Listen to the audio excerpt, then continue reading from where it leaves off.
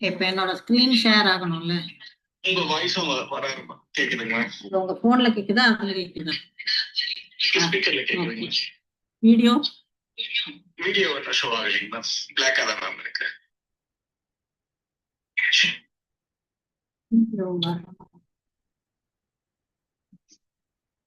இப்போ இது வந்து ஷேர் ஸ்கிரீன் போடணும்ல.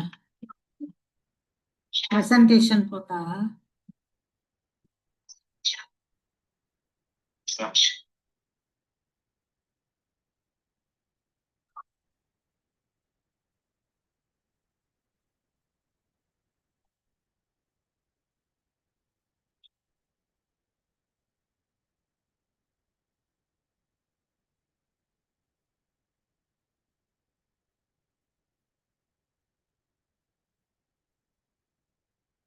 இதுல இது ஓபன் பண்ணா பவர் பாயிண்ட் ஓபன் பண்ணா ஷேர் அஸ் அடாப் பிடிஎஃப் லிங்க்னு இருக்கேன் பண்ணுமா? இல்ல போடுறேன்.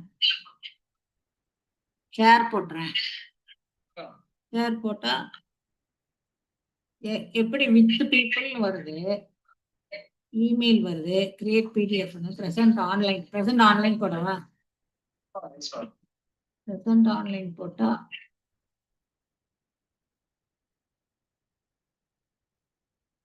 உங்க லிங்க்குக்கு எப்படி கனெக்ட் ஆகும் தெரியும்.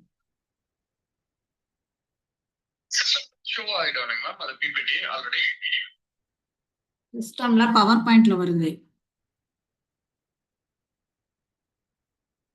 நாராயணன் சாப்பிட்டு இருக்காரு. வந்த அப்புறம் பாப்போமா?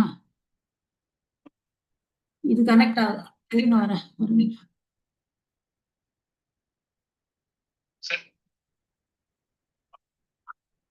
ஸ்கிரீன் ஷேர்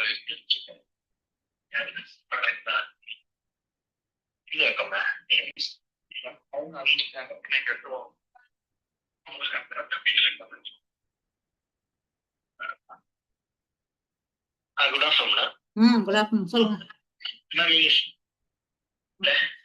கேக்கல. கீழே ஷேர். ஆமா ஷேர் போட்டேன். அப்புறம் ஷேர் போட்டா வெளியே வரணும். வெளியே பிரசன்டேஷன் நீங்க போட்டீங்கன்னா ஃபுல் ஸ்க்ரீன் வந்துரும். இல்ல ஷேர் போட்டதுல வந்து பிரசன்ட் ஆன்லைன், பட் எனக்கு எந்த ஸ்லைட் போகுதுன்னு தெரியணும்ல. இல்ல இப்ப நீங்க என்ன பண்ணணும் சொல்லுங்க.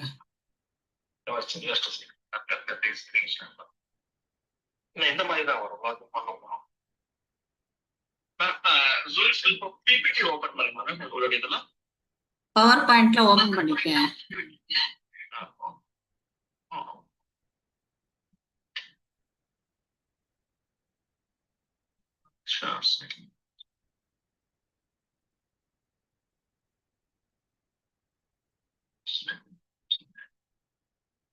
வீடியோ அங்க வருதா? வீடியோ வரலைங்க.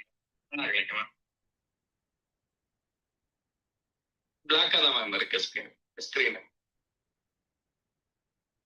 அதுக்கு என்ன வேணும்?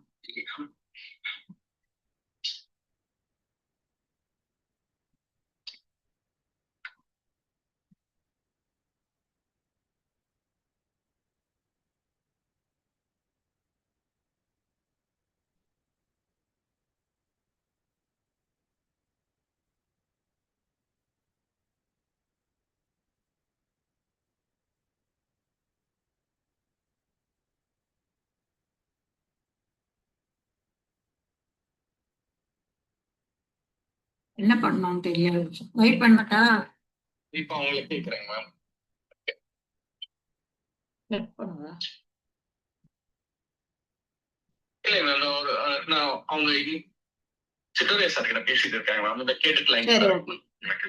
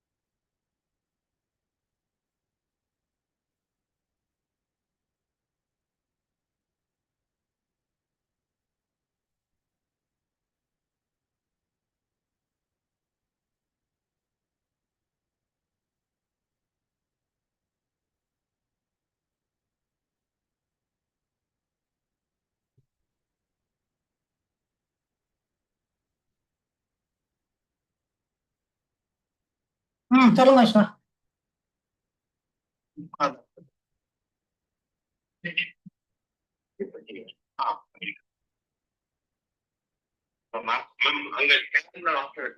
ஆமா, அதுல கிளிக் பண்ணீங்கன்னாக்கா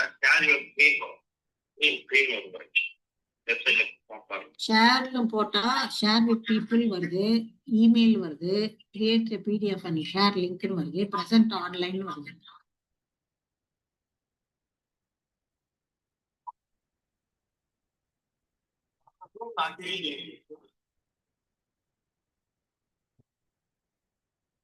ஒரு நிமிஷம் இருங்க. ஜூம்ல சொல்றீங்களா இல்ல பவர் பாயிண்ட்ல சொல்றீங்களா?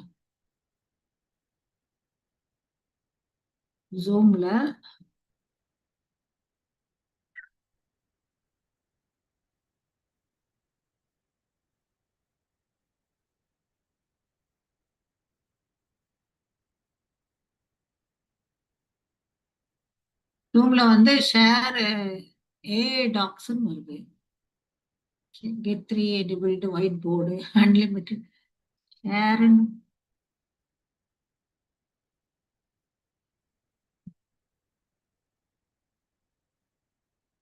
ஹோம்ல தான் இது போட்டிருக்கேன். ம், ஆமா.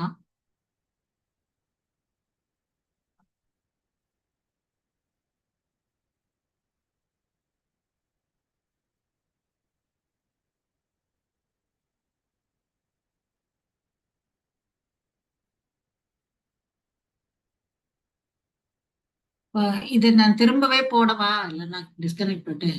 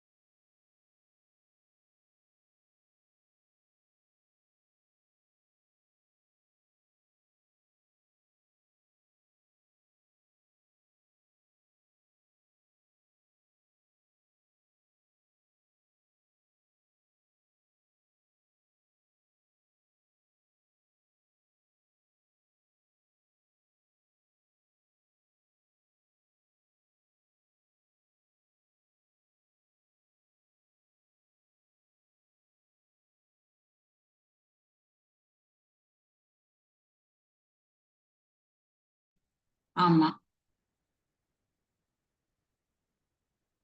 இல்ல ஆடியோ வீடியோ லீவு லீவு இருங்க. பார்ட்டிசிபென்ட் சாட் ரியாக்ட் வருது, ஷேர் இருக்கு. கரெக்ட். ம், ம். ஷேர்ல போய் என்டையர் ஸ்கிரீன் இருக்கு. ஆமா, ஸ்கிரீன் இருக்கு. ம்,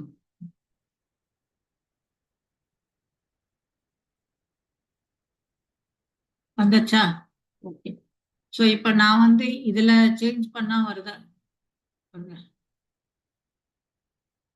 ஒரே நிமிஷம், ஸ்லைட் ஷோல போறேன். போயிட்டு இது நான் மேனிபுலேட் பண்றது அங்க வருதான்னு பார்க்கணும்.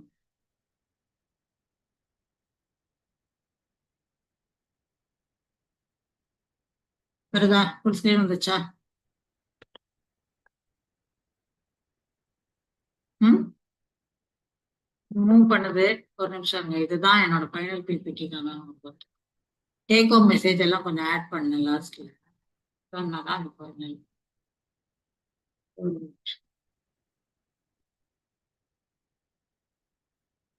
இருக்கு அதான்.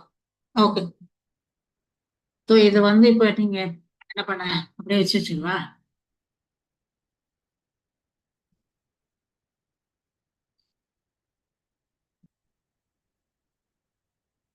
சரி, வீடியோ வருதாங்க? வீடியோ வருதா?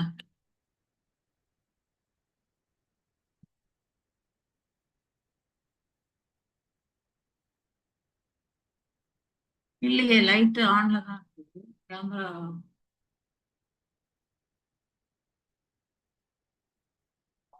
ம் உங்க வீடியோ வருது எனக்கு. என் வீடியோ, என்னோட வீடியோ ஓப்பன்ல தான். அது அப்போ so small.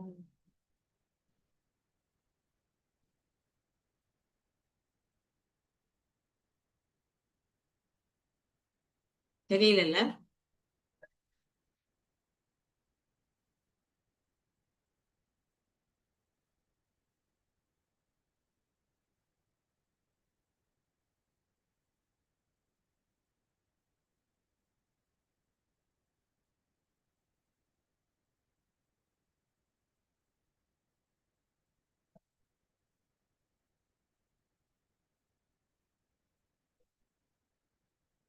ம்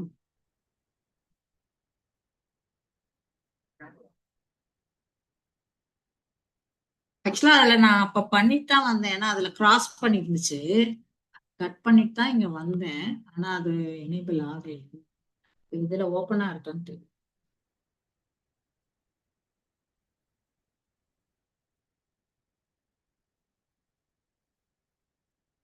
கட் பண்ணதை எடுத்துட்டேன் நான். ம் இன்டகிரேட்டட் வெப்கேம் சொல்லு. இப்ப பாருங்க.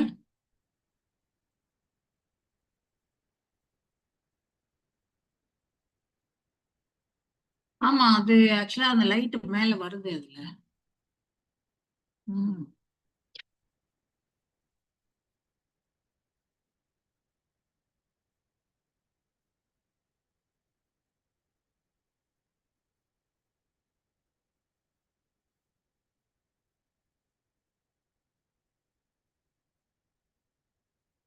ம்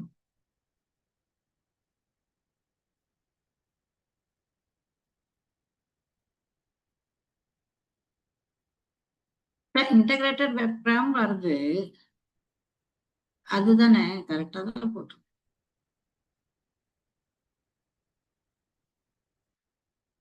ம் இப்பவா? ம்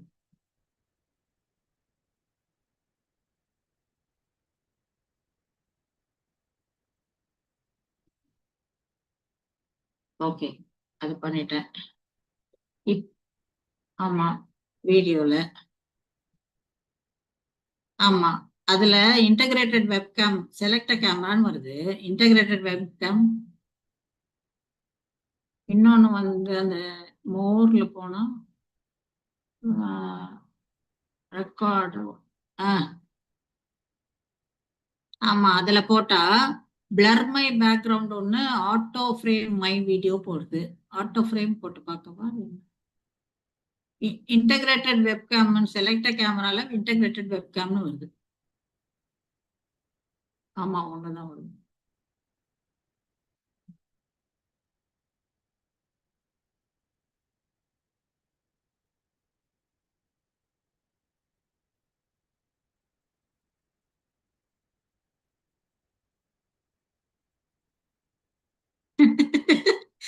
அது ஓகே. ஏன்னா நான் வந்தா வேணா பார்க்க சொல்றேன்.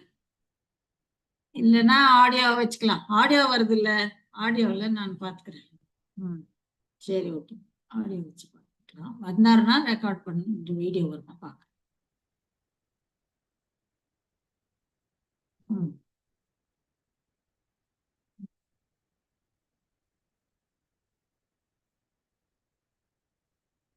Google Chrome. ஆமா ஆமா, அதுல போயிட்டு. ம் ம்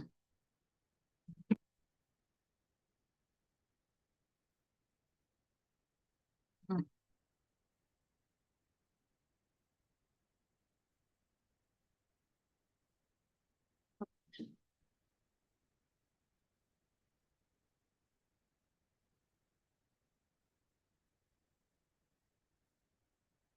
ம்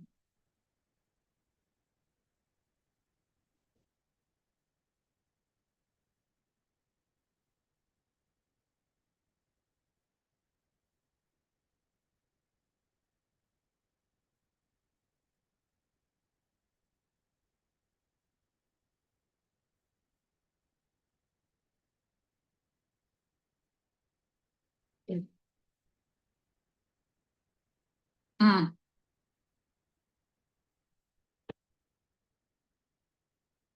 ம்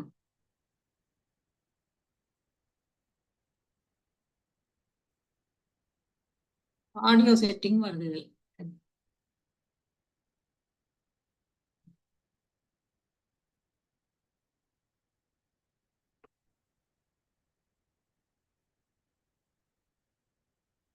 ரூம்ல தான் பண்றேன். ம் ம் வருதா?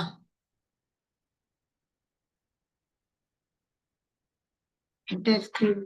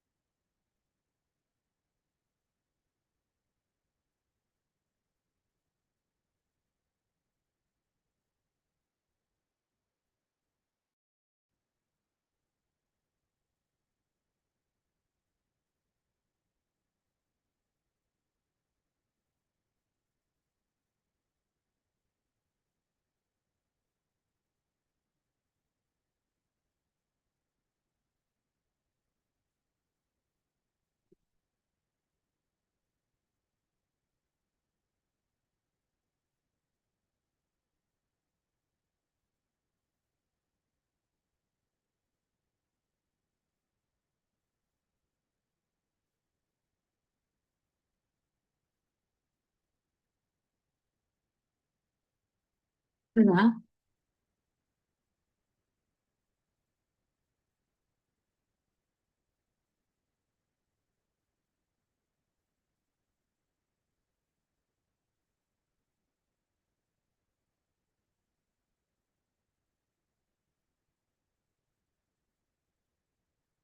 ம் இப்போ ஓகேவா?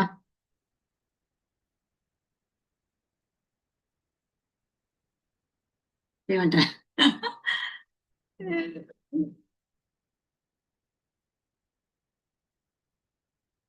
ஆ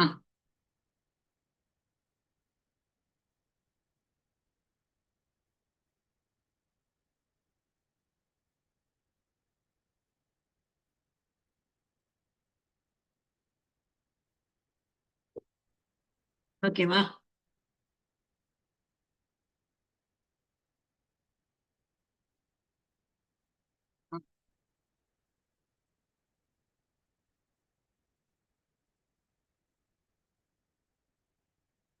ம் கூகுள். ம்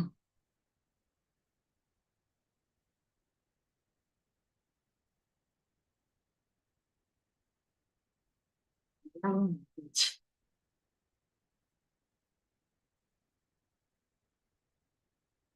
ம் ம் ஓகே. ம் கூகுள் வந்துச்சு.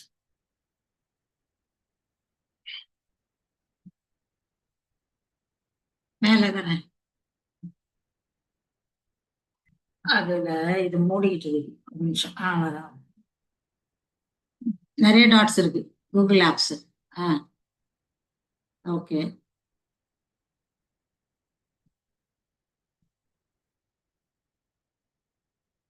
ஆமா. ஓகே இருக்கு. ம் ம் நியூ நியூ மீட்டிங் போடணுமா?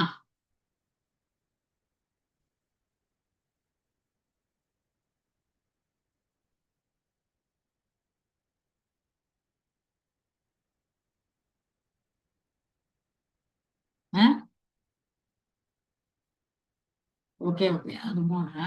ம் இதெல்லாம் ம்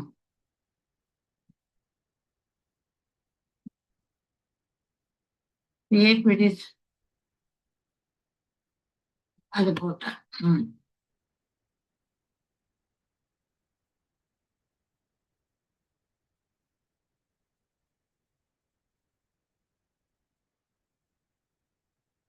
பெருசு பண்ணணும். அதுக்கு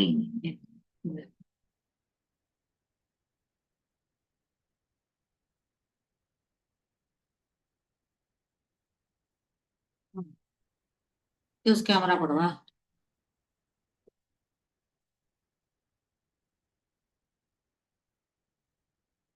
அலோவ் திஸ் டைம் போடவா?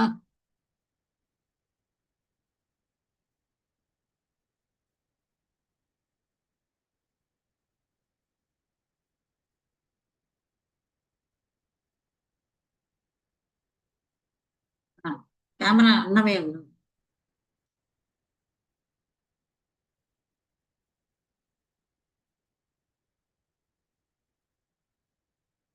ஆமா ஆமா வேற சரி சரி வெயிட். ம்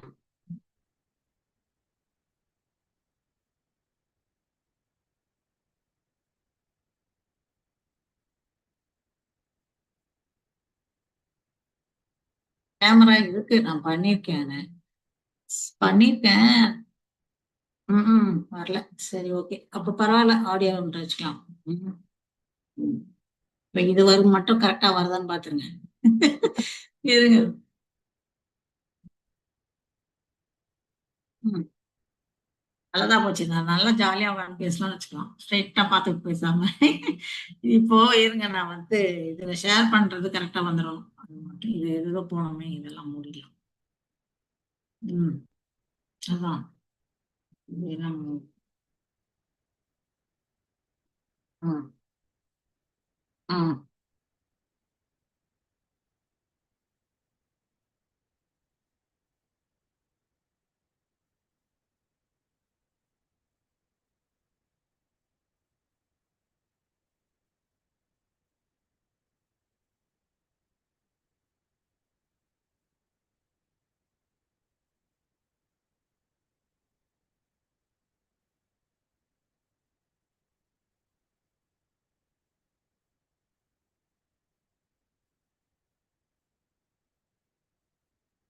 ம்.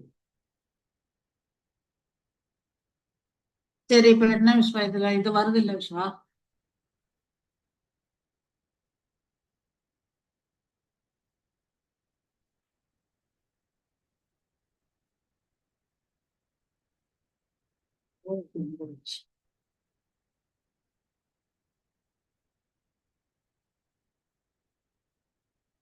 ஆமா ஆமா பாத்துடலாம். ஏன்னா இந்த ஷேர் கொடுத்துட்டு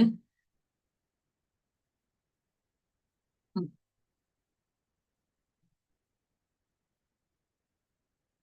ம்.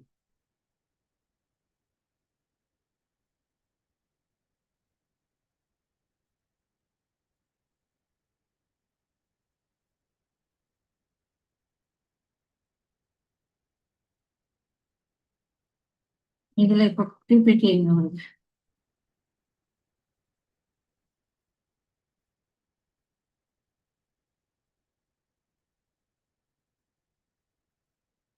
வருதா? ஓகே இப்ப இதை மினிமைஸ் பண்ணி வச்சுக்கிட்டா. ம்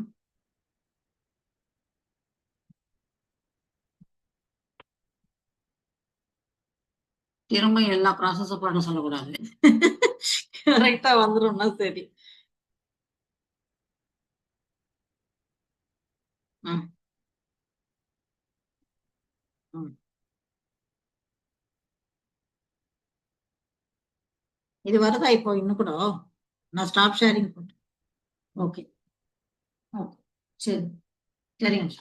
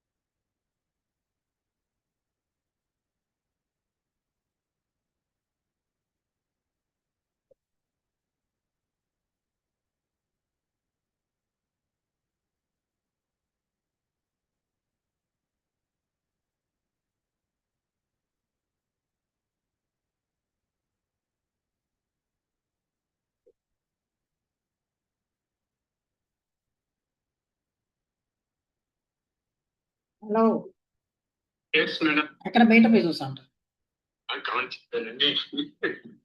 సరే ఇప్పుడు 2 o'clock 2:15 టాక్ నాది ఇప్పుడు కనెక్ట్ చేసి ట్రయల్ చూసి ఆడియో వస్తే స్లైడ్ షేర్ పోతాయి వీడియో అంటే వీడియో ఇది సపోర్ట్ చేయలేదు అని చెప్తారు. వీడియో సపోర్ట్ చేయలేదా? ఎక్కడికి పోగా నాన్ని చూడను కెమెరా నేను చూడని సపోర్ట్ చేయలేదా? ఎందువల్ల చేయలేదే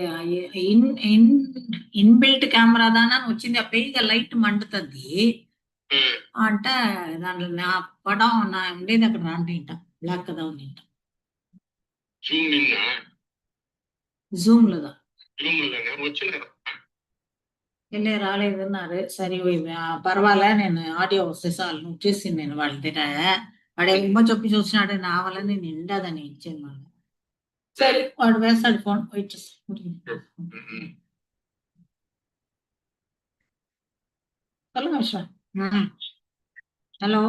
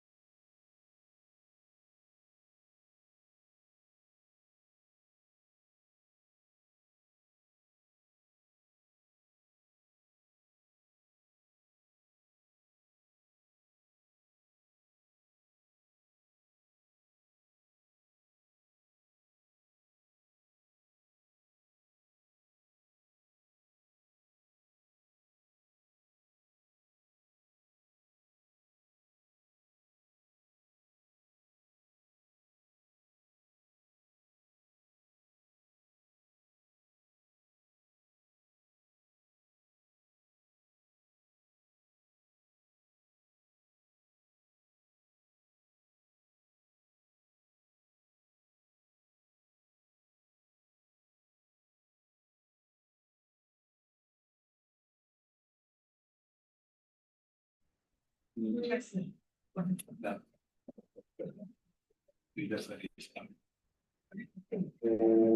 there. A lot of regards. Sir, is the question of the first one?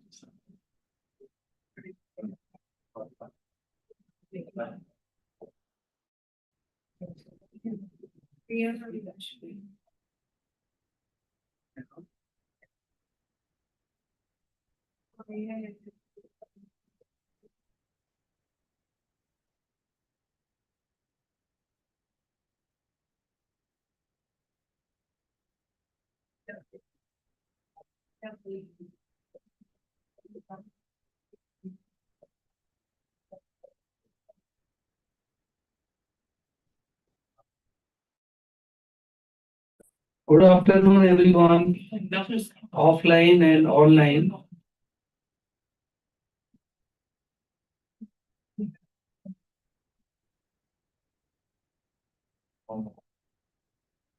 I request all of you to rise for the prayers.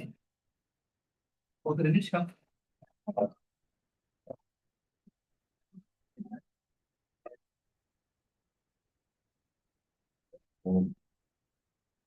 धन्वन्तरि स भगवानमृतत्वदाता यो वैद्यकस्य गुरुरादिरनादिकाला यो हार्तदेगमन आत्मसुखावहस्य नैरोग्यतस्य निधनां च नृणां हितस्य तस्यारणास्पदमहर्षिभरस्य कृष्य ये त्रेवयं प्रमुदिताननुभाग्यवन्तः देन प्रतीपितचरं सुचिराशुभायुः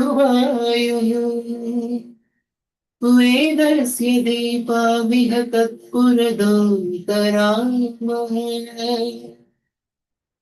येन प्रभां वयमिहस्य विदध्य दिक्षु ज्योत्स्नामृजातिशमनी प्रभवेम दातुम् व्यार्धव्यकार्त हृदयाय मानवाय देयं वितम्बुविकलापि च न किलैषः देयं वितम्बुविकलापि च न किलैषः देयं वितम्बुविकलापि च न किलैषः. Please have your seats.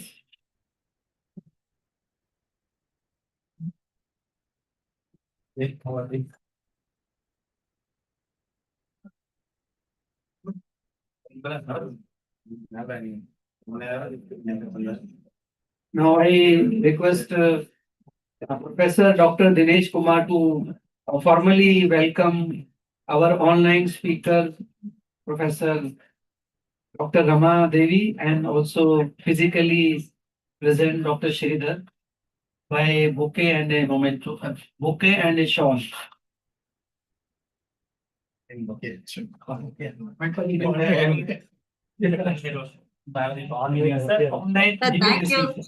you, sir. Thank you.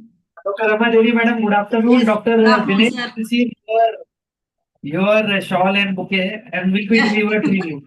Virtually I can receive it. No. Thank you, sir. Thank you very much. I'm giving to Dr. Dinesh. Yes, sir. He will receive on behalf of me. Thank you, madam, for part of this celebration. And we are celebrating today the World Plastic Surgery Day. All over the India, various departments, online and offline, they are doing it. So today, this CME and workshop is dedicated towards the celebration of World Plastic Surgery Day. So let's have a big clap for Plastic Surgery Day, and we must greet each other that God has chosen us for us as the plastic surgeon and helping the society. So all the participants, I welcome you And also I congratulate all of you to be a plastic surgeon in your areas and the regions and the institutions. So let us begin with our first CME, and then after that there will be a question answers based on the lectures, and after that we will have a physical workshop by the trainers, and then we will be followed by panel discussions. So let us begin this today program with the blessings of God. And before that, formally, I will request Dr. Sridhar, the chief guest, physically present, and Dr. Dinesh to light the lamp. Please light the lamp, and some of the residents also can join. Yes, I will also join.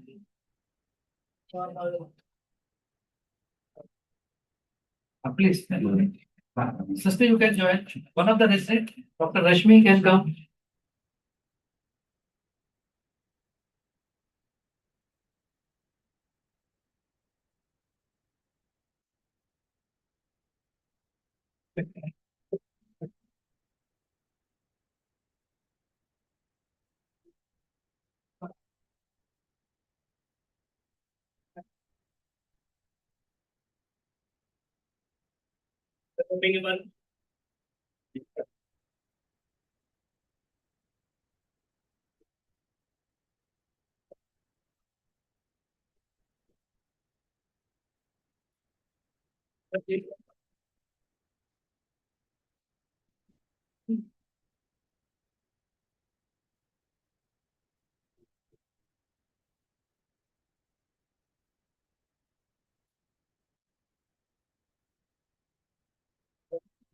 Mr. Ravi Kumar, you can join. Please light the lamp.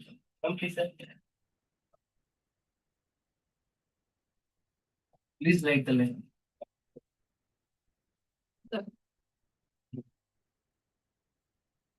Sir, Naveed, you can also light. I'm the host.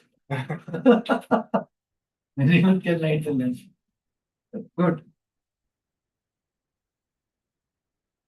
That gives the feeling of auspiciousness and lighting our wisdom, which is nowadays not working. Thank you, all the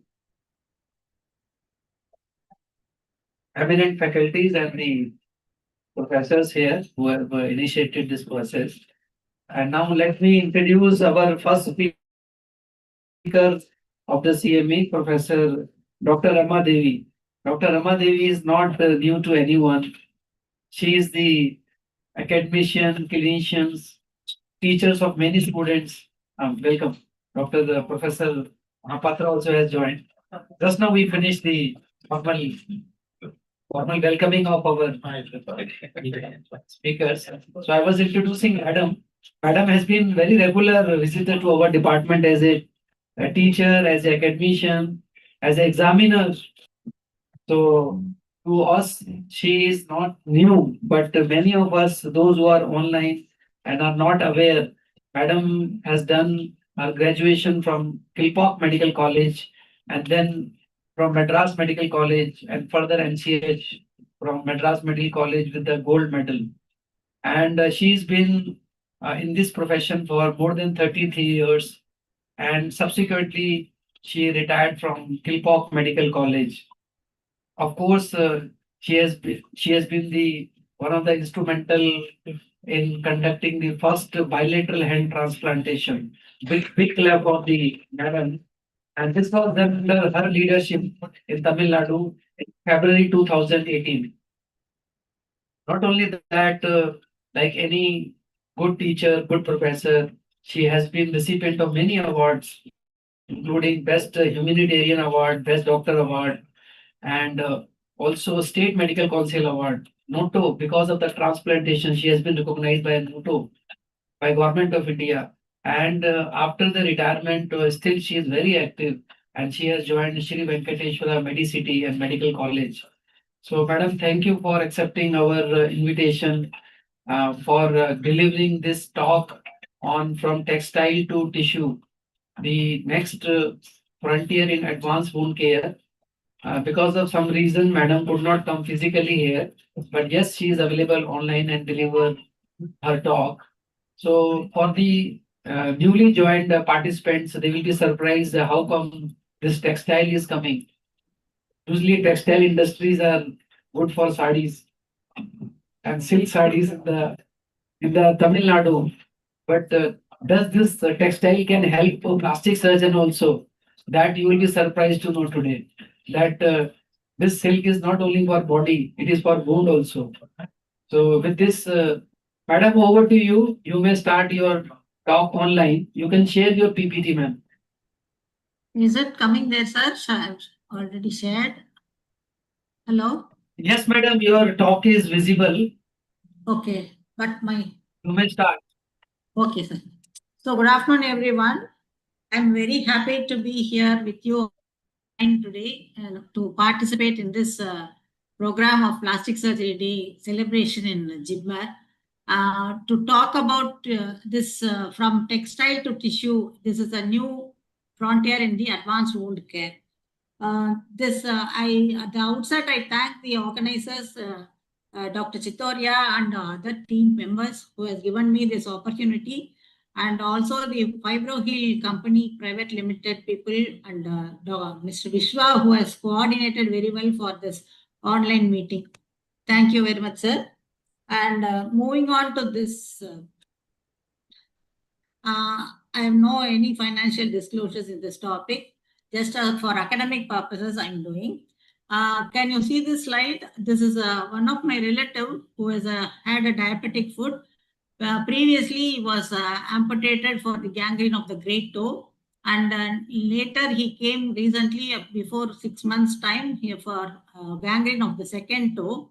He delayed in presentation due to his son's marriage. And when he came, we had to disarticulate the second toe. And after that, he went for the marriage and then came back for wound debrima. Third surgery, when I suggested for doing a skin graft, he was not willing for surgery. And he was handed over to the home care dressing people who have taken care to do the dressing. And you can see the final wound with even the head of the second metatarsal is closed in the inset picture. So how has this happened? So seeing this beautiful picture, you can see how this has come to tissue.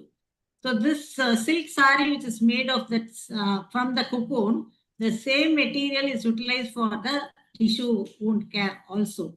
So whenever nowadays, hereafter, when you wear a silk saree, you will remember the tissue also, I think.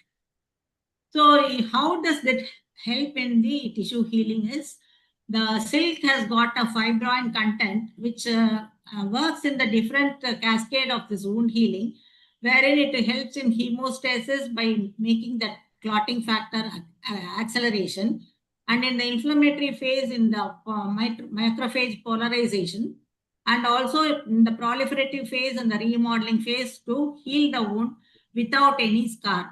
So it also helps in the cell survival by decreasing the apoptosis.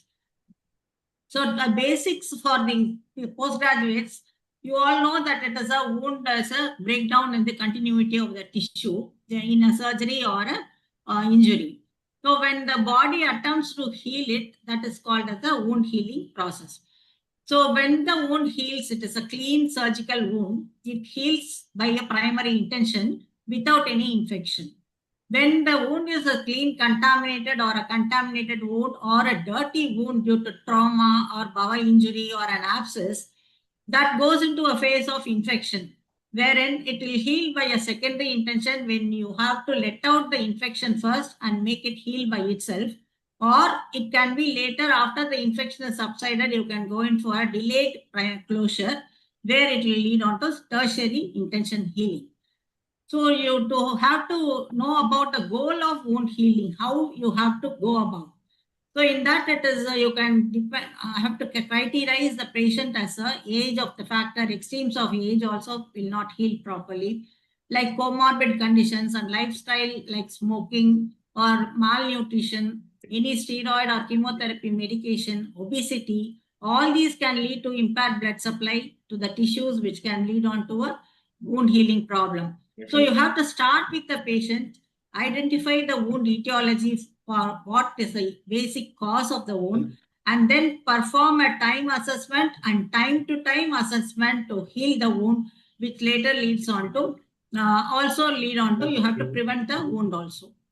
So, normal sequence of wound healing, you all must be knowing, that goes into a phase of hemostasis that occurs immediately, wherein there is a fibrin vasoconstriction and the platelet activation and the formation of coagulation cascade, which leads on to thrombin, which clots the tissue bleeding.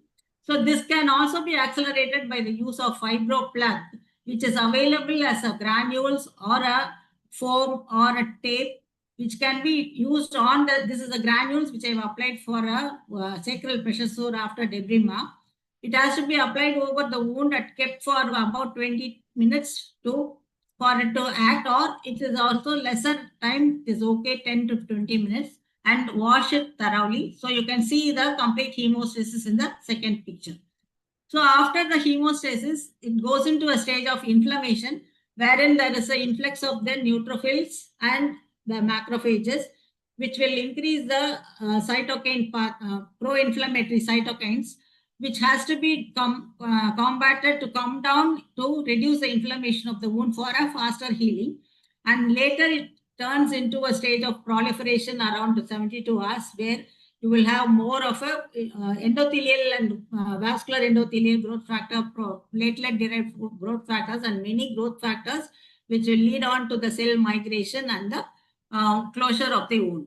And later, for years together, about even up to 3 years, it will go into a stage of maturation and remodeling by the realignment of the collagen and change of collagen from type 3 to type 1. And it will go into a stage of remodeling due to the scar formation when the fibroblast and keratinocytes invade. So you'll have to prevent the contraction of the wound, because there is a less vascularity in the scar tissue and fibroblast is more, which will lead on to contraction. So how we can go about in this?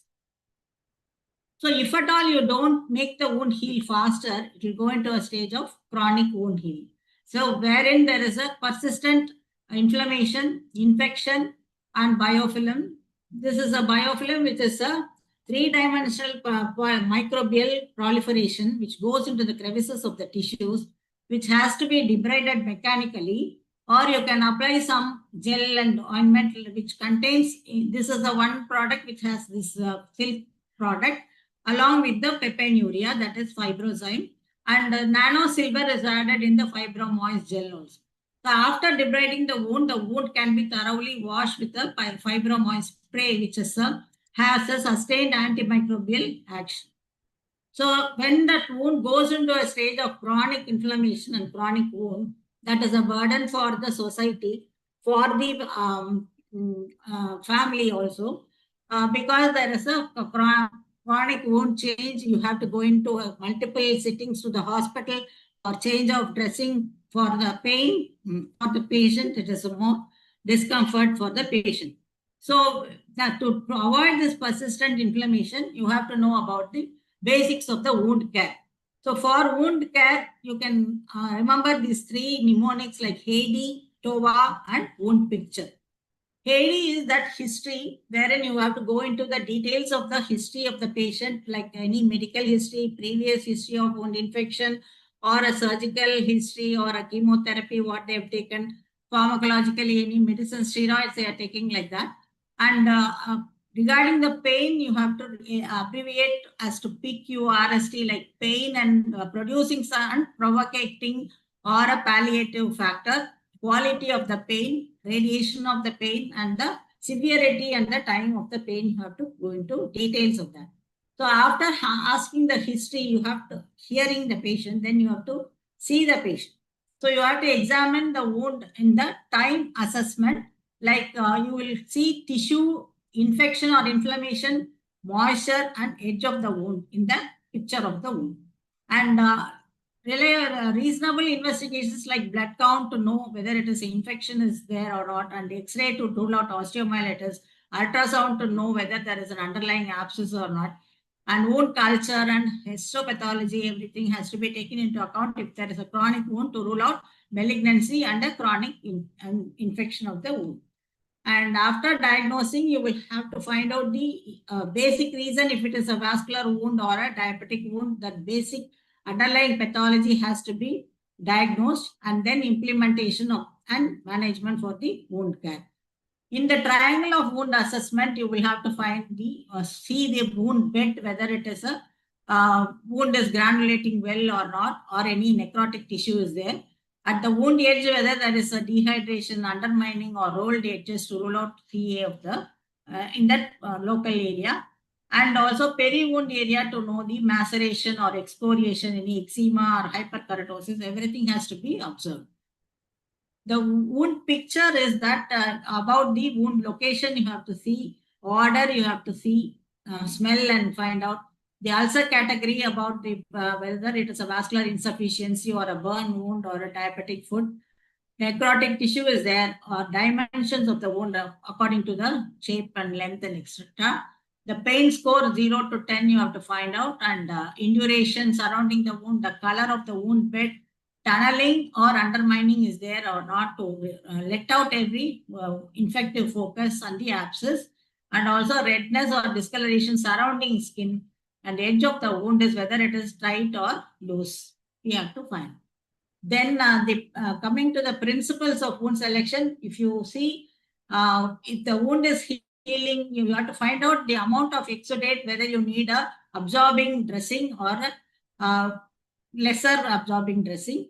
And keep in mind that wound has to heal by moisture wound. That is the principle now. The moist wound healing has to be taken into account. So absorbing the exudate and protecting the peri-wound area is important. So as the wound heals, you can see whether there when the exudate comes down, you can change the dressing to a lesser absorbent dressings also. So time of the wound and the time to time assessment has to be taken care of. So the goals is to stabilize the wound and prevent any new wound formation, and manage the symptoms of the pain, exudate, odor, infection and bleeding, and improve the patient comfort and the well-being. So for that, multiple products are available.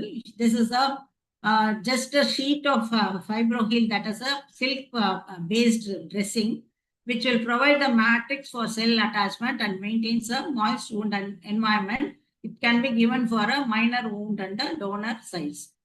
This is a meshed one wherein the exudate can seep through the meshes and come to the overdressing, which can be changed without changing the underlying. These dressings can be kept for 4 to 5 days. This is a silver impregnated with the silk protein, that is a fibroheal AG, where it acts as sustained antimicrobial activity and ensures a moist wound healing and minimizes the scar. This can be used in many infective, because silver takes care of the infective aspect also. Nanocrystalline silver is used in many products nowadays. So this is a breast abscess which is drained, and this silver AG sheet is used to fill the cavity. And within 3 to 4 days, in the first dressing itself, the wound has become a little bit better. So after the second dressing, you can even go in for a secondary suturing of the wound. So this, along with the foam, which will absorb the exudate when it is more exudating wound, and it can be kept for 3 to 4 days, depending on the soakage of that foam, so that frequent change of dressing need not be a cumbersome trouble for the patient. So this is used in this. You can see this video, how this product looks like. And the colored surface contains the silver coating, and that has to be kept on the wound surface. And this cannot hold on by itself, so you have to do a over padding and dressing. So you can see this second picture, the wound which is healed with that fibroheal dressing. And this is one of the patient who is a tutor, one of the nursing tutor's husband, who had the insensate foot and stood in this hot sun in Chennai and came to our OPD with this wound in the sole, which he didn't want to get admitted. So in the OPD itself, it was debrided, and dressing was done with a fibroheal AG foam. in 4 to 3 days, he will come for dressing change. And in the third dressing, you can see the final picture. The wound has healed without any scarring. And this is a fibroheal mist, which you can see. This is the how it is applied on the burn surface also. This also has a color of the wound dressing on the inside, which has to be kept on the wound contact side. And the excess thing can be cut and it can be utilized for the other flavors also. And this cannot stay on its own, so you need to do a over dressing after this. But it can be kept for 3 to 4 days, and then you can find out in the second picture after that 4th day when the change of dressing, you can find out the wound has healed very well.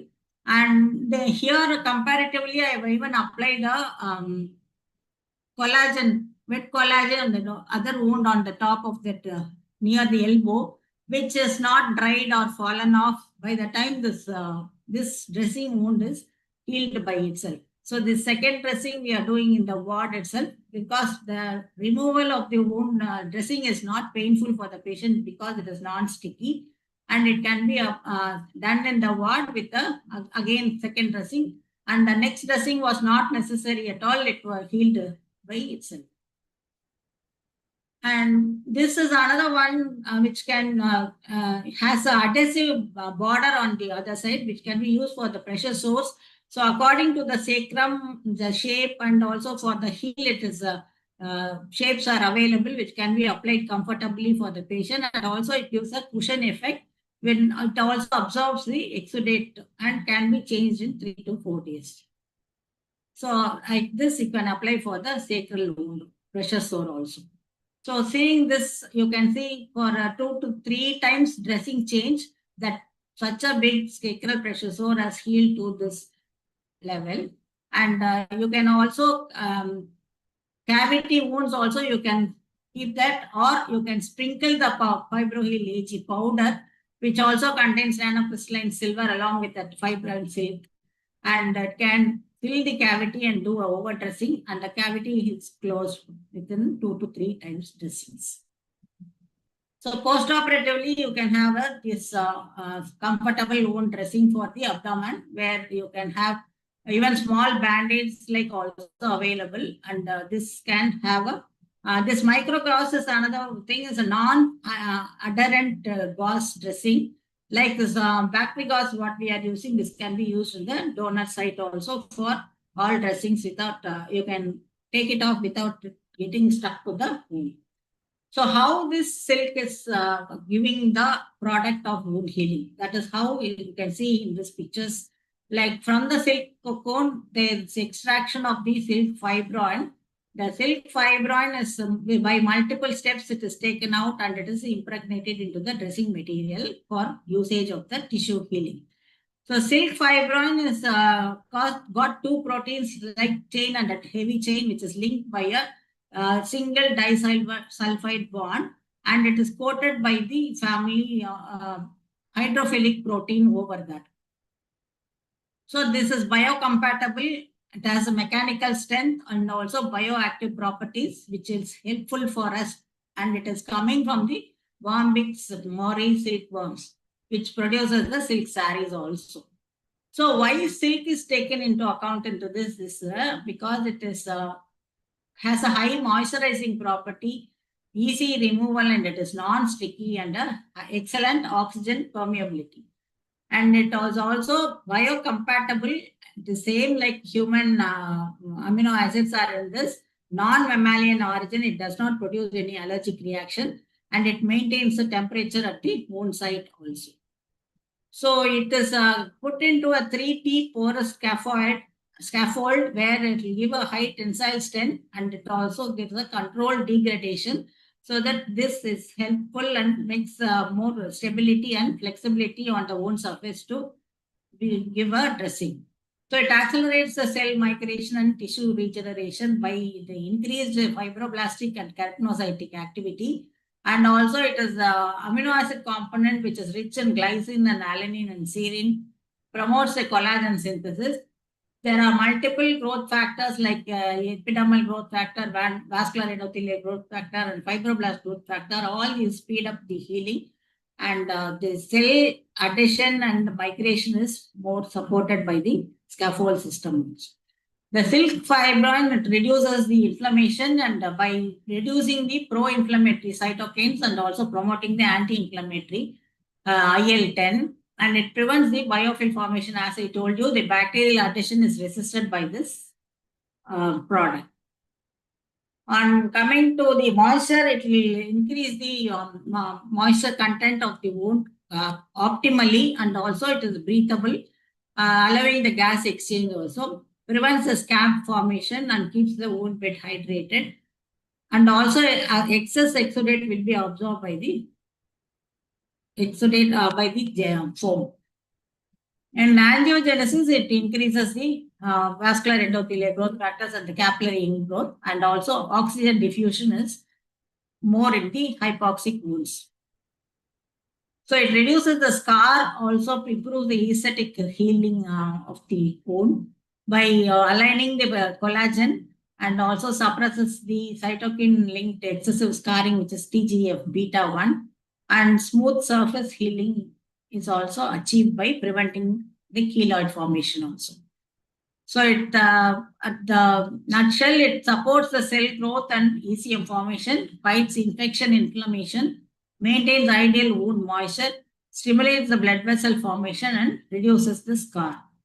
So these are some of the publications which has told that this is a safer material which can be used in the human beings, biocompatible, and also it is used in the facial scar burns and the scar to reduce the scar formation.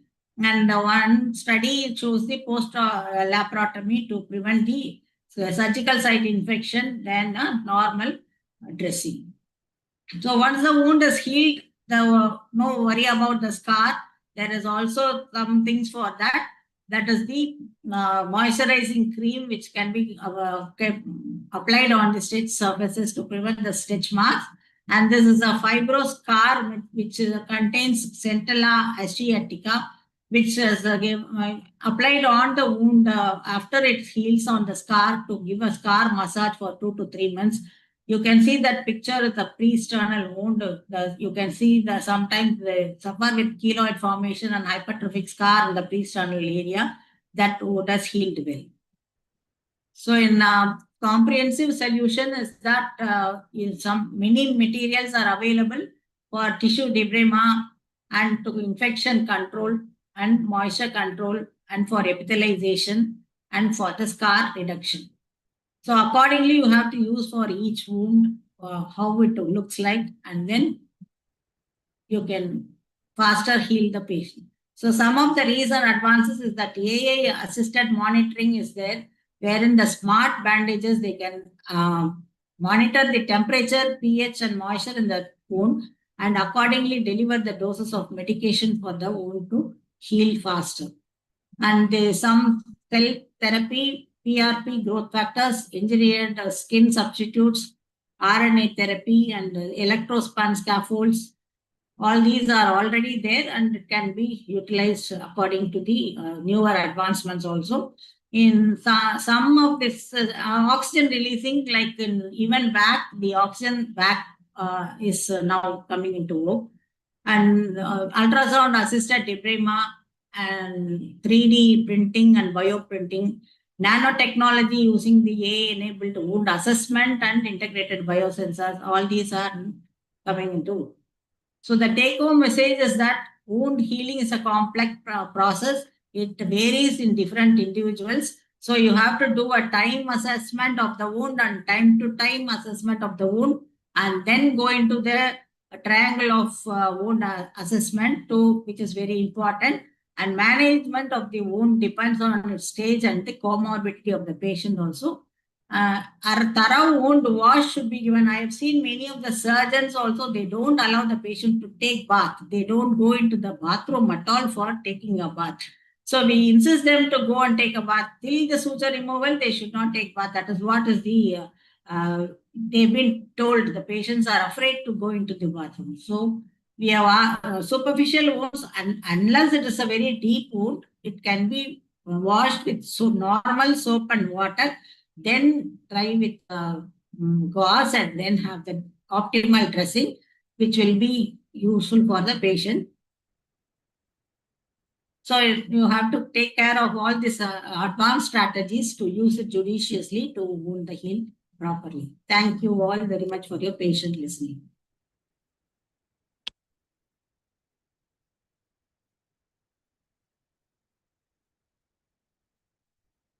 Any questions or questions at the end, sir?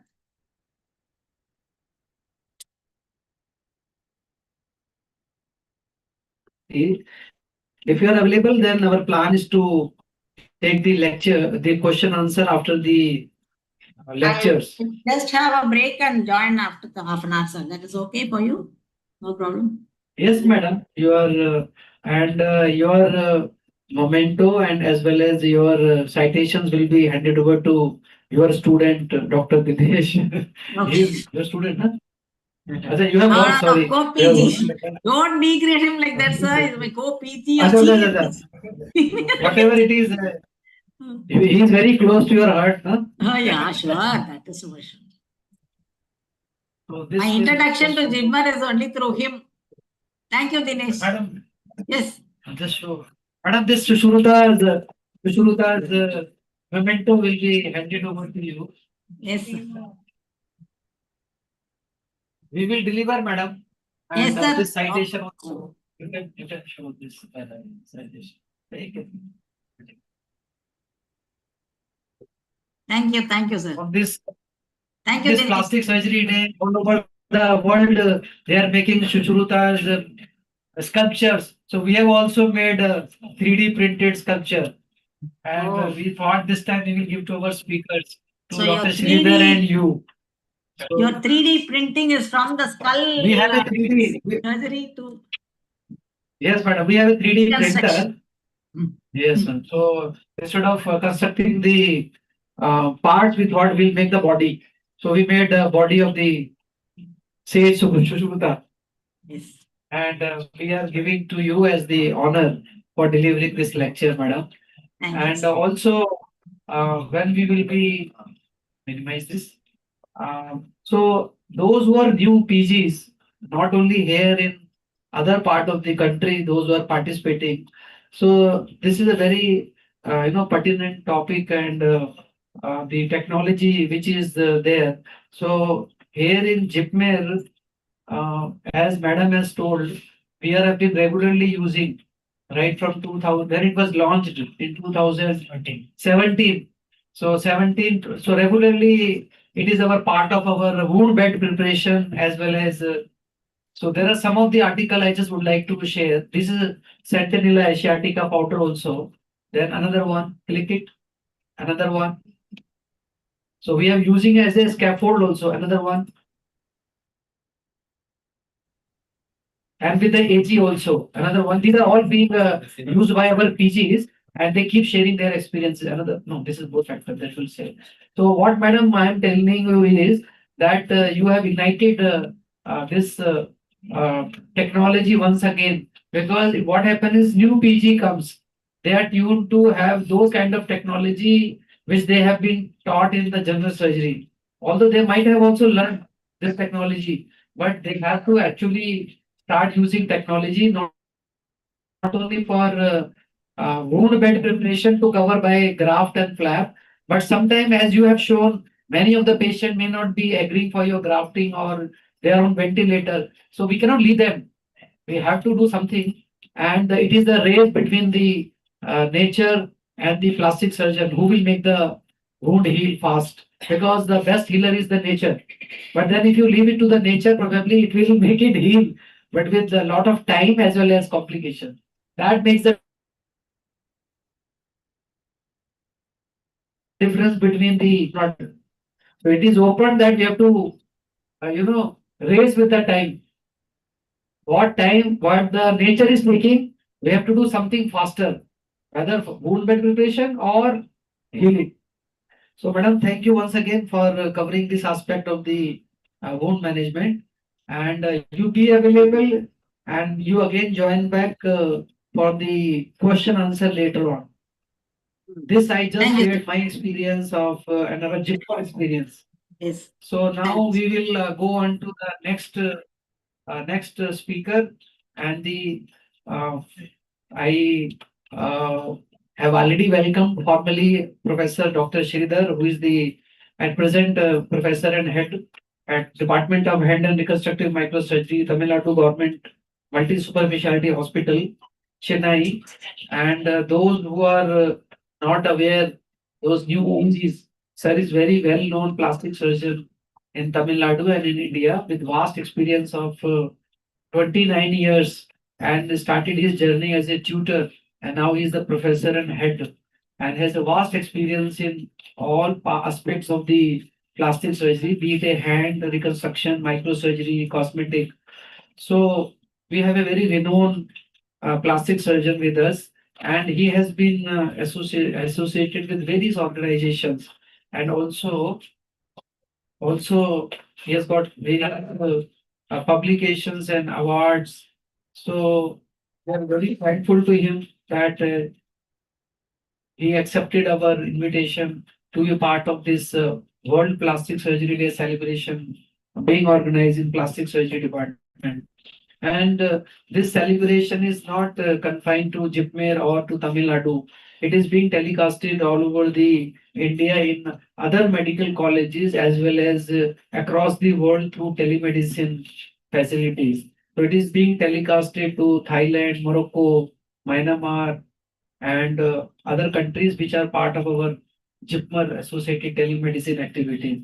So with this way, not only our local or the regional or national participant get benefit across the world, people should know what is happening in JIPMER or in India.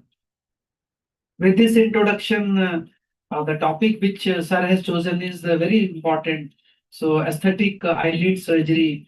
Invariably, there will be a case in the exam that may need aesthetic reconstruction because of the post-burn or trauma or cancer or infection. But this is one of the important uh, organ, the eyelid, and it's a very difficult. So there is a fellowship in oculoplastic surgery. So people they go all over the world and other countries. I had went there during my immediately my MCH. It was very difficult to get that time. I thought I will choose this as this specialty because very difficult. Very less people will put their hand in that. So recently our PG did not that tarsography. I was telling there is Sridhar. Sridhar was there. So I told, see, left right you should do.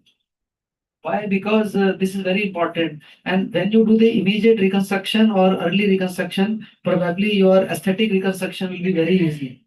The problem arises when you don't do initial management of eyelid reconstruction properly. But yes, there are reasons why the patient will come to you only for cosmetic. He had no infection or trauma or cancer, and but still the patient will come to you. So that part also, sir will also cover. I'm sure. I've not seen his PPT, but I know this he will cover. This is primarily cosmetics. So this is primarily cosmetic. So now it is everything with it is now it has become essential. Everybody should do aesthetic surgery. So what we used to think, and that is how JIPMER always in the forefront, and we started anti-aging, and we did not say aesthetic because people will think why you are doing aesthetic in government. That mindset is like that. So we named that anti-aging and regenerative clinic. So we allow all kind of aesthetic surgeries, and we allow our resident also to. So I'm sure after this talk, our resident will learn the aesthetic surgery related to eyelid. So over to you, sir. Please start your talk.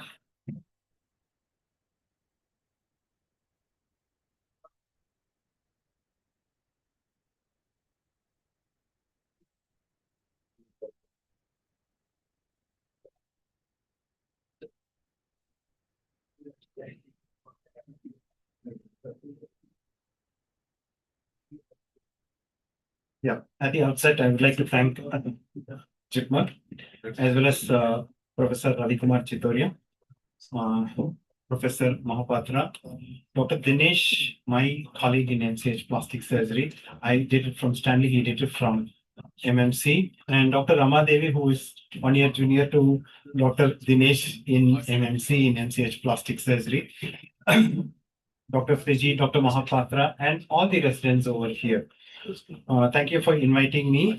This is the second lecture that I'm giving. The previous one was on birth brachial plexus injuries. Now, this is on aesthetic eyelid surgery. There's one more presentation from me for the management of wounds. So, having 2 wound sessions, one after another, might be a little difficult for me. So, I just chose this one. This is quite important. Disclaimer is my wife is an ophthalmologist. So I have a series of ophthalmology patients coming to me whom I do aesthetic surgery. Right? Pardon me if I'm sticking to the basics sometimes. This is primarily for the residents. So some of it might look basic, but these are important to plan management. Primarily, eyes are the focal point of the face.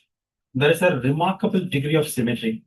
Please understand, any variation of a millimeter or an inclination of 1 degree will be obviously seen. And aesthetic surgery must address both functional as well as aesthetic requirements of the patient. Some basics in anatomy which are related to aesthetic eyelid surgery. They are primarily a bilamellar structure. There's an anterior and a posterior lamella. Anterior is skin and orbicularis genitava. The horizontal length is about 30 millimeter and the palpebral fissure is about 10 millimeter. All these numbers are very important because when you're trying to do certain things, okay, make sure that these are there at the end of the procedure. There are some muscles, there are some protractors and retractors. Protractor is orbicularis oculi, the retractor is the levator palpebrae and the hummerus muscle. Within the orbicularis, there are 3 different components, orbital. There is the septal and the preseptal and the pretarsal component. This is quite important because when you're trying to do aesthetic eyelid surgery, you need to take a very small segment of orbicularis oculi muscle in the form of a wedge so that when you close it, it comes properly. The levator palpebrae and hummerus muscle have to be kept in mind because if you want to injure that, this might lead to process. Orbital septum, this is also important. This is a facial barrier. More often than not, we open up the orbital septum. Many people have an idea of closing the orbital septum back. I'm an open thought. I don't close the orbital septum because this, if there is a hematoma inside and the orbital septum is closed, the hematoma will get collected inside the lid and can cause problem. These are aesthetic patients. They expect maximum result, minimum complications. So the canthal tendons, again, sir was talking about tarsorrhaphy. Canthal tendons, you need to understand that the lateral is slightly above the lateral canthal tendon, is slightly above the medial tendon. And medial tendon complex is important for the lacrimal function. The lacrimal system has got, you have the punctum, you have the ampulla, you have the canaliculus, sac, and then into the nasolacrimal duct. Whenever you're operating, make sure that the lacrimal system is not injured. And if there is a previous injury, whenever you do an aesthetic eyelid surgery, as you see later on, when we see that we need to assess the patient both clinically as well as by examination, look for dry eyes or look for overflowing tears. The blood supply is both from internal and external carotids. There are marginal arcades, there are peripheral arcades. So now that some basics of anatomy related to aesthetic eyelid surgery is done, now we look at eyelids are the foundation of a youthful appearance. Okay, this is an integral part of the facial rejuvenation. The most important goal of aesthetic eyelid surgery is you need to identify what the patient wants. This is very important. More often than not, they may not communicate to you properly. You sit with them, talk with them, ask what they want. The aim is to restore patient's appearance in a natural fashion, minimize the risk, and you have a lasting result. Never a result which will be lasting for a lifetime. No. Both the patient and surgeons are content with for a period of 5 years, 10 years. That's how much you can guarantee. You need to have a proper medical and ophthalmological examination, rule out other comorbid conditions like hypertension, diabetes, coronary artery disease, and patients who are on anticoagulants, dietary supplements need to withhold 1 week prior to surgery. Most of these patients who come for aesthetic surgery take supplements. Okay, very, very careful that you ask them what they are taking. They will not come out and tell, they say they're taking vitamins, they're taking some basic things, but they contain antioxidants which can lead to bleeding. In the eyelid, bleeding is a problem. If there is a history of LASIK or a refraction surgery, no aesthetic eyelid surgery for at least 6 months. Okay, and assess the acuity, visual acuity, pupillary response, and Bell's phenomenon. As I said, dry eyes, you need to check the Sherman's test or get an ophthalmologist opinion. In the normal population, about 17% of women and 12% of men have dry eye syndrome. With increasing use of laptops and mobile phones, the dry eye syndrome is becoming more. Post blepharoplasty, it will become 25%. So you need to sensitize the patient that 1/4 of their patients will go in for dry eyes, will require some supplement to keep the eyes moist. What you want to examine? You want to examine the skin quality and quantity. You need to look for the soft tissue contour, fat, herniation or atrophy, bony skeletal support, ptosis of the eyelid, and also look at the level of the brows. Lateral canthal tilt. Normally the lateral canthus is a little higher. Just make sure that it is at the same place or it is a little lower. Prominent or deep set eyes. Again, the postoperative outcome will vary if they have a deep set eyes. For what indications would you like to do a blepharoplasty? In the upper eyelid, it is primarily dermatochalasia, blepharochalasia, or it could be functional. Dermatochalasia means aging process, excessive inelastic overhanging upper eyelid skin. Blepharochalasia, they're young, but their eyelids are very thin skin. Some of these North Indian patients tend to have these. It is unlikely seen in the South Indian community. Functional could be due to congenital ptosis or tumors.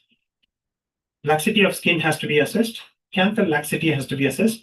Fat bags present, and you would like to look at what fat bags, which medial, central, or the lateral ones, and look for Maillard festoons and look for wrinkles and hyperpigmentation. Can be done under local anesthesia or a monitored anesthesia care or general anesthesia. If the patient cooperates, local anesthesia is a good option. Upper lid blepharoplasty, pre-op markings are very important. In sitting position, neutral gaze, look at the brow first and then mark. So the upper marking is 12 to 15 millimeter below the brow. The lower marking is 1 to 2 millimeter below the supratarsal fold. The skin pattern excision. If you see the skin pattern excision, it could be lenticular in young, trapezoid in older, and whatever skin that you are excising, do not cross the 3 or 4 millimeter barriers. If you're going to cross that, there will be a problem later on. Pinch test is quite important. When you do the pinch test, make sure that the upper eyelid is in contact with the lower eyelid. The moment you start seeing a cornea, it means that you are excising excess skin. Do not cross 3 or 4 millimeter skin excision. Local anesthesia with a 26 gauge needle, sharp incisions, and resect a small strip of orbicularis. This is what I was trying to tell. When you're trying to excise the skin, subcutaneous fat, a very thin layer of fat will be there, and orbicularis oculi. You take it in the form of a wedge.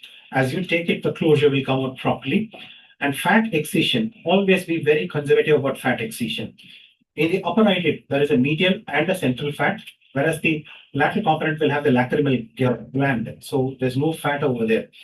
Retroorbicularis oculi fat excision is done on the upper lateral aspect to reduce the heavy brow or lid appearance. Very important is establishing hemostasis.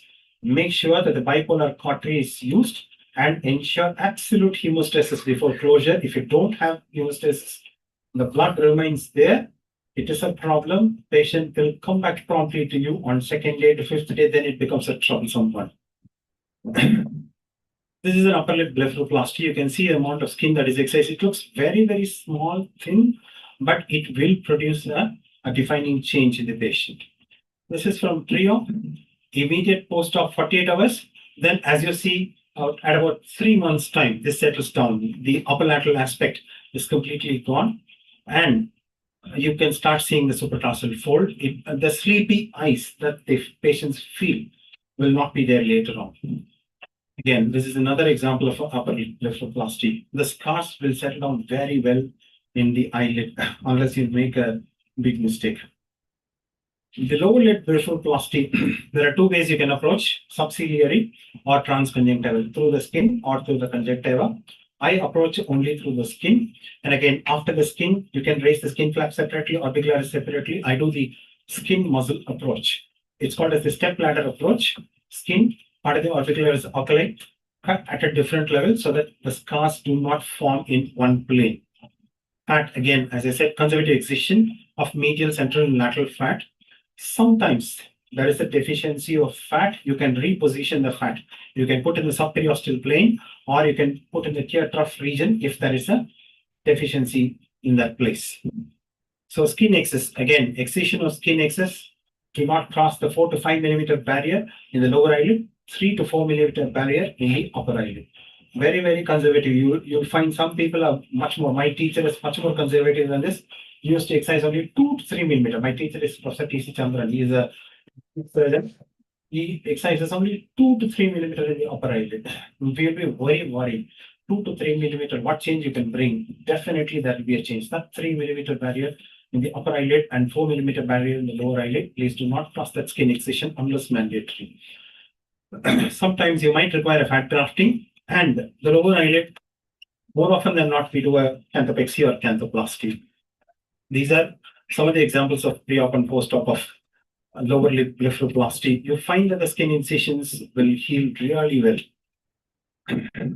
And even the older age, if the incision, if there is a pre-existing scar, you incise in the pre-existing scar, high possibility of lymphedemas are there if you go in the infraorbital rim level excision. What postoperative care you need to take? Head and elevation, ice packs, antibiotic ointment in the night, antibiotic drops in the daytime, suture removal by about 5 to 7 days, and sensitize the patient that there will be residual swelling for about 3 months, will require a lot of scar massage.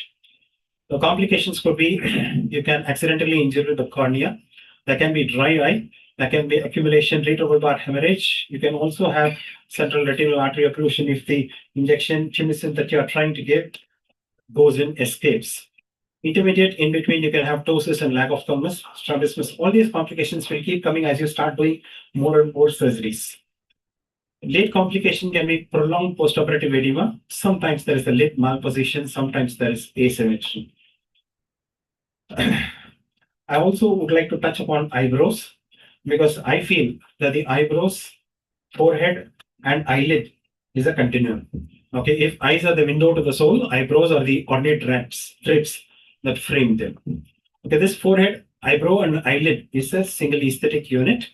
It gives you about expression, mood, demeanor, thought, and it also protects the eye and hence the vision. An ideal eyebrow, please look at these photographs, keep this in memory. This is quite important. The medial brow should end at the alar base. If you draw a straight line, it will be in the alar base. You draw a line from alar base to the lateral canthus. That is where the lateral brow, if you extend it, that is where the lateral brow should end. And the peak is at the junction of medial 2/3 and lateral 1/3. Something more interesting, there is a difference between male and female eyebrows. In the female, it is slightly above the orbital rim. The break point is 2/3 point and should not far exceed the orbital rim prominence. This eyebrow should not exceed the rim prominence. Okay. Male, it is very simple. It is straightforward at or slightly below the orbital rim. Nothing more than that. Okay. When you're handling the brow, so many factors have to be kept in mind. You need to address the ptosis, you need to address the muscle, you need to address the rhytids, shape, as well as to get a good brow laxity, correct the brow laxity that is present. Many patients have extraordinary expectations with eyebrows particularly. So you need to tell them, we'll try to keep it at a pleasing height. That's how much you can guarantee. You can bring down the brow ptosis significantly, but with time, it is going to come back again. And you can improve the rhytids that are present in the forehead. Whenever you are doing a blepharoplasty, please take photographs in 5 different angles. profile, oblique, and frontal view, both right and left, profile and oblique. Please record this, keep having this in the post-op also to see how good your results are. For brow, there are different options that are available. It could be Botox, it could be brow pexy, or it could be a brow lift. And brow lift could be open or endoscopic. Post-op, you need to have a bandage like this, remove the dressing at 48 hours. And the first question is hair wash. When hair wash? Is that usually till the third or fourth day, head and elevation for a week, and follow photography every 3 months. This is pre-op and post-op. You start seeing that you can see the physical experience gone in the post-op photograph. And the right side is one of a male who wanted to become a female. So you slowly start seeing that the arch is becoming medial 2/3 to lateral 1/3. When you try and address the brow, if you do not adjust it properly, if the medial brow is lifted more than the lateral brow, you will get the overcorrection will lead to that physical experience expression that you are seeing.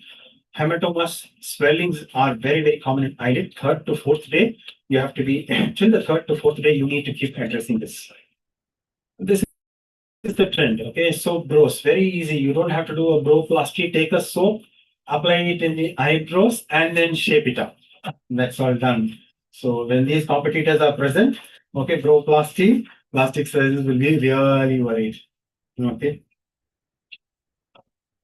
In the periocular region, whenever you are addressing the eyelid, they keep coming to you for addressing the periocular region also. You can, wherever there is a depression, you can use a filler. Wherever there is there are marks, you can use Botox, peels, lasers, mid facelift. All of these will complement the blepharoplasty that you're trying to do.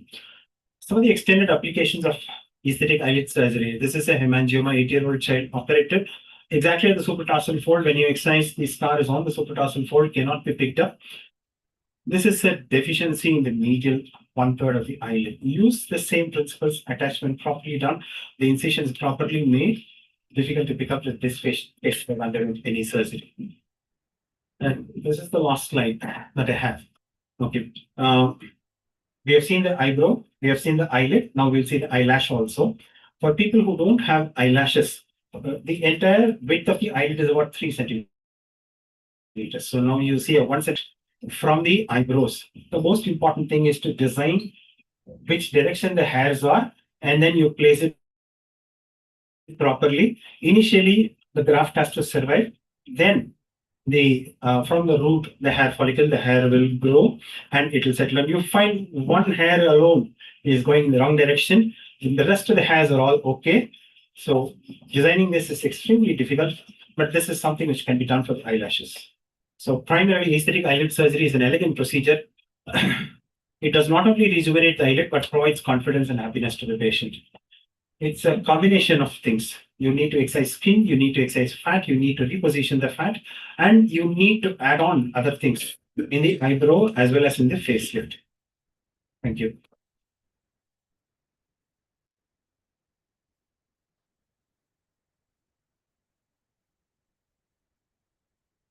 Thank you very much, Dr. Sridhar, for right from the evaluation, the anatomy, and then how to go about it, the planning.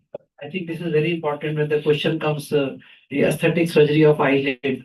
So very nicely you have covered for the postgraduate point of views and also for the practitioners.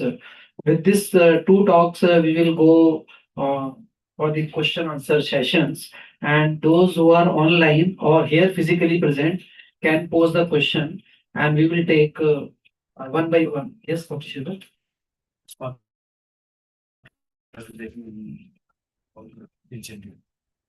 We have one more now. Dr. Sridhar has one more. Yes, so he would like to give another talk also. So on growth factors, which is very important. Another technology which helps in the wound bed preparation as well as for the making the wound bed ready for reconstruction. So over to you once again. After that only we will take the talk So as you all know, the recombinant human-derived epidermal growth factor is not new. When it was launched in 2004 by Bharat Biotech, in 2005, I published it as the large series with a review article. And since then the plumbin came, the platelet-derived recombinant growth factors. And then subsequently, various growth factors have actually come into the picture. But in India, two sources are very commonly used. One is platelet derived and another is epidermal derived growth factor, of which epidermal is taking over slowly because platelet part is being covered by APRP, PRP, PPP. So people are not able to utilize the epidermal part.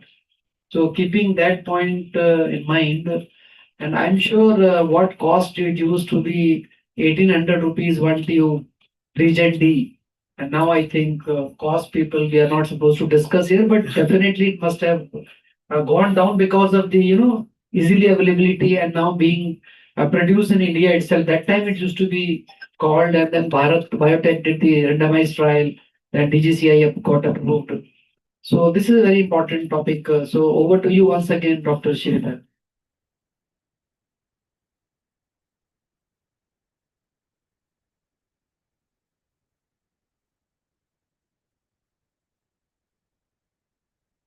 My job was made easy by the previous speaker, Dr. Ramadevi, on wound healing. So the essential basic principles would remain the same. You have the contaminated wound, infected wound, and the exuding wounds. And you also have acute wound and chronic wounds based on the duration. Wounds are based on color: black if there is an eschar, yellow if it is infected, red when granulation tissue starts coming back, and pink as it starts epithelializing. There are various reasons for ulcers. In our country, diabetic foot and venous ulcers are the most common. The next is the arterial and the pressure ulcers. So there are multiple phases of wound healing. This is quite difficult. We have been treating this from MBBS to MS to MCH and in our practice also. Okay, please understand this forms the basis of everything that we are doing. Please understand that there are three phases in wound healing, and wherever you are trying to interfere at whichever phase of healing, you're going to produce better results. There are multiple factors that are available. As Sir said, epidermal growth factor, fibroblast growth factor, PEGF, TGF beta, TNF alpha, and IL-1. Of the lot, the epidermal growth factor, the source is from the macrophage, platelets, and epithelium. There are only two products, as he said, as Dr. Ravi Kumar Chittoria said, epidermal growth factor and platelet-derived growth factors are the two factors which are mitogenic for epithelial tissues, fibroblasts as well as macrophages. Because of this, these two factors have started to be used for wound healing. The time framework, as already discussed by Dr. Ramadevi, primarily tissue debridement, inflammation, infection control, moisture balance, and epithelial age advancement. This is the European Wound Management Association statement. There are multiple options that are available in a standard wound management, which now includes negative pressure wound therapy with installation and without installation, biological dressings. Almost there are 7 mentioned. I have spoken for all 7 of them. Negative pressure wound therapy, biological dressings, bioengineered skin equivalents, hyperbaric oxygen therapy. We recently launched a hyperbaric oxygen therapy at Omdura Super Specialty Hospital. Platelet-rich plasma and growth factors. Each has got its own role in the management of the wound. But with reference to epidermal growth factor, there are 2 people who have contributed to this, Stanley Cohen and Rita Levi-Montalcini. Stanley Cohen was the first who found EGF in most experiments, and he isolated the molecule which caused the proliferation of epithelial skin cells and called it the epidermal growth factor. It is a 6.2 kilodalton protein with 53 amino acid residues. And we know that epidermal growth factor, what is recombinant epidermal growth factor? Recombinant therapeutics means you're going to modulate the product in not in humans, you might grow it in organisms, bacteria or other cell lines that can be genetically modified to create a protein product. Here, we are using E. coli. The recombinant human epidermal growth factor is the human protein product obtained by cloning and expression of the system. How does it act? It stimulates angiogenesis, fibroblast proliferation, and collagen synthesis. It promotes wound healing. It reduces the scar formation. You can see how well does it regenerate. There are multiple trials that have gone on across multiple centers in Chennai and outside Chennai. You find that the test takes a little less time compared to the control. It has been done across multiple states and no adverse events or serious adverse events have been recorded during the study.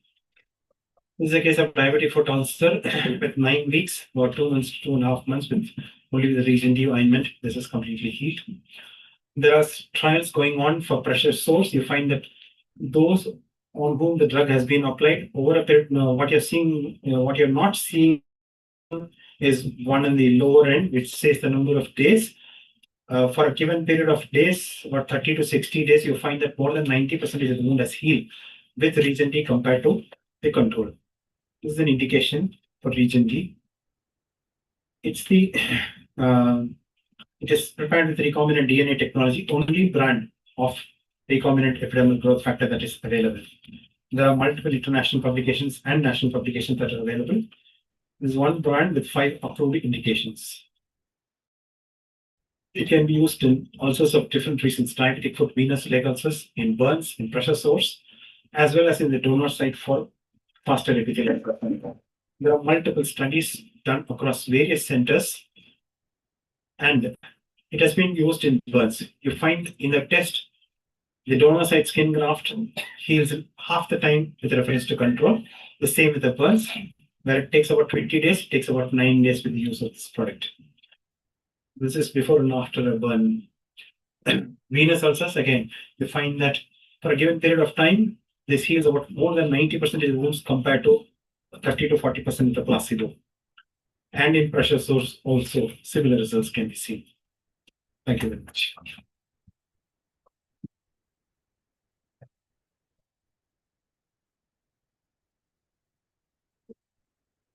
Thank you once again, Dr. Sridhar. So one more knowledge which you have imparted for our resident as well as the participants. So as I was telling, in 2004 and subsequently I was asked to write there's a society called Society for Wound Care and Research. So those for PG's point of view, please refer this journal, peer-reviewed index journal, where all the growth factors, the mechanism of action and the regulations and how they work. Probably when the questions comes on recent advances, it will help you. This is just for the sharing the information.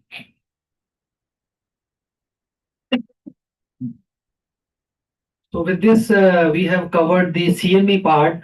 And before we start the hands-on workshop of actually applications by residents here or physically participants, we would like to take some questions online as well as those who are present physically.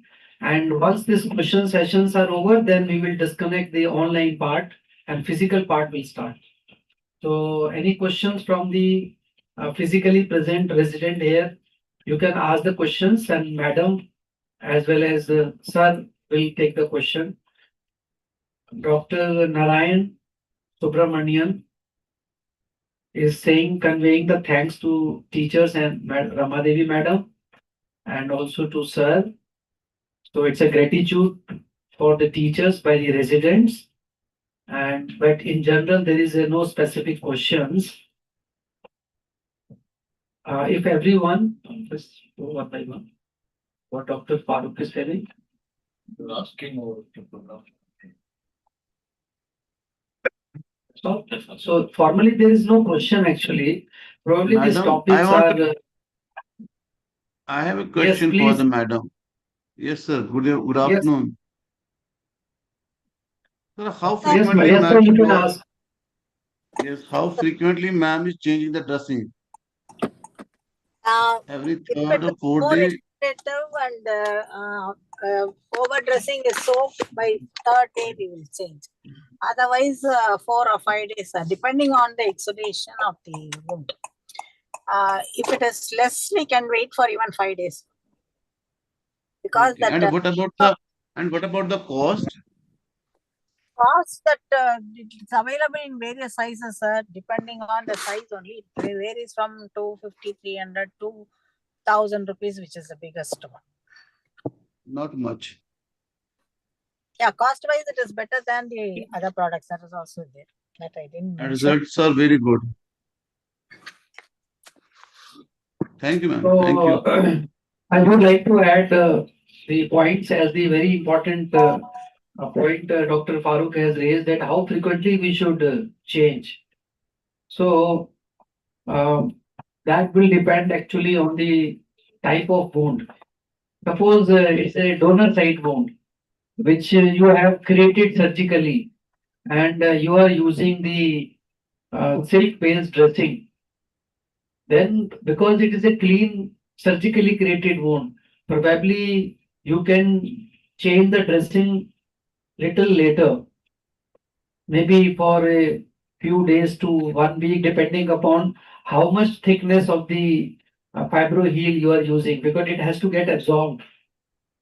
So we should not disturb the wound healing process for a surgically created wound. But at the same time, suppose you are applying for a diabetic foot ulcer or a venous ulcer, pressure sore, or a cellulitis, necrotizing fasciitis.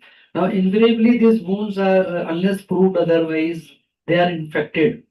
So, in the presence of infection, this technology, they do not work that fast, and they get absorbed also very fast. And if you don't change the dressing, the biofilm will form within 4 to 6 hours. So henceforth, we know the now biofilm is more important than actually culture, which is going to come in 5 to 6 days. Henceforth, it is better in an infected case that you change more frequently, and sometimes within 24 hours. Next day also you'll have to change. But if you feel that the sheet is not absorbed, then you can leave it and again reapply the same sheet. So it's a therapeutic test also, like a collagen sheet. When you open after 24 hours, you see that it is absorbed. So why you are not putting another sheet? So like a catgut, I give the example of catgut. It's a gut sheath mucosa. So plain catgut get absorbed in 3 days to 5 days. Whereas the chromic catgut will absorb in 7 days, 8 days. So same way principle here. You see the thickness of catgut suture, and now you see the thickness of this sheet or a powder, which are in few very millimeters. You can't expect them to be there for longer period. Probably if you delay, then the effect, whatever you are getting, it will be nullified because of the presence of infection. So for a infected wound, I would suggest the user should use more frequently, maybe every day, not in the same day, but at least every day. So that decision has to be taken by the user and the patient and the wound condition. Wound will decide, not the user will decide. This is my take on the what we follow here, because in the presence of hospital Question acquired came to my mind, infection. sir. Yes, sir. Yes. Sir, question was, it came to my mind because we are applying it on the donor side. I mean to say graft donor side. So when we On the apply, donor so side, we I need would not say, to remove the earlier one. That was my yes, you actual should question, not do. actual That is point. what I said. I also said the same thing. In a surgically created donor site, it will serve the purpose, it will get absorbed, and we should not disturb the wound healing process. You are right. Right We enough, right agree. enough. Yeah. Any other questions, sir? So, physically present here, residents, any questions? We have a mixed crowd of general surgeon, orthopedicians, plastic surgeons, nurses. Any question which is coming practically?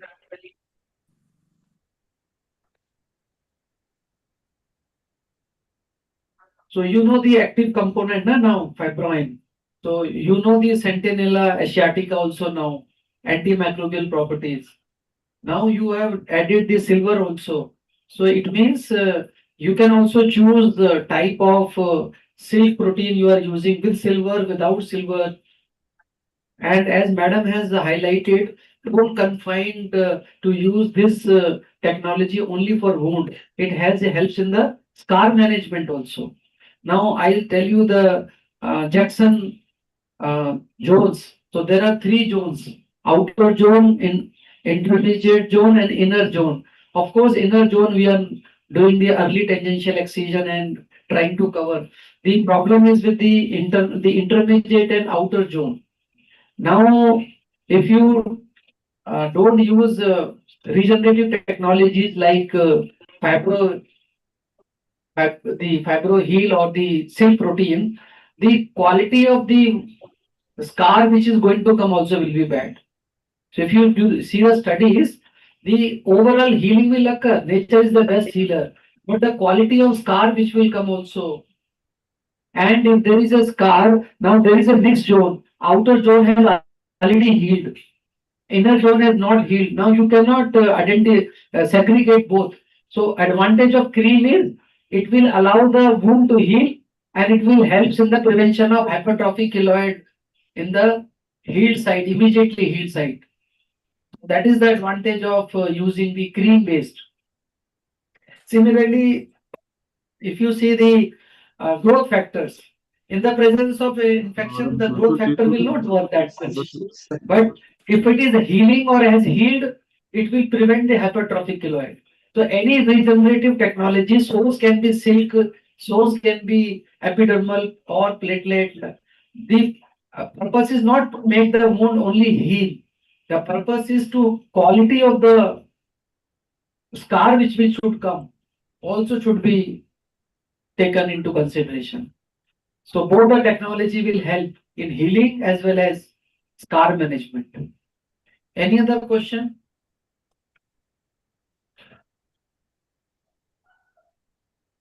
You have any further practically when they will be demonstrating here, they will be also showing what should be the thickness of the cream. Should we apply it laddu, or should we apply dosa type, or should we apply idli type? This is the practical question, na? How thick it should be. Because suppose you are applying in a very brushy form, just touching. It's not going to work. This is also important, na? You said I am using it, but result is not coming because probably you are using underdose. So you must see that the adequate quantity and the thickness is also applied, and for how long you are applying, and how frequently you have to apply. It's a drug. You have to know the mechanism of action, dose, frequency, complications. So should we call it a day for online participants? Dr. Farooq, thank you. Thank you, sir. It was really pleasure to join the talks. All talks were wonderful. So permission is one given by after the online other. participants. Yeah, thank you, Thank you, Ramadevi Dr. Madam, Farooq. sir. Thank you, Sridhar, sir. Yes. Thank you, madam. Thank you very much. Your memento and the citations will be delivered to you in Chennai. We miss you physically here, but you were very much available here and has explained very nicely. Thank you once again, all the participants and the speakers. Now we will disconnect it, but physically we will continue here workshop. Thank you once again. Thank you.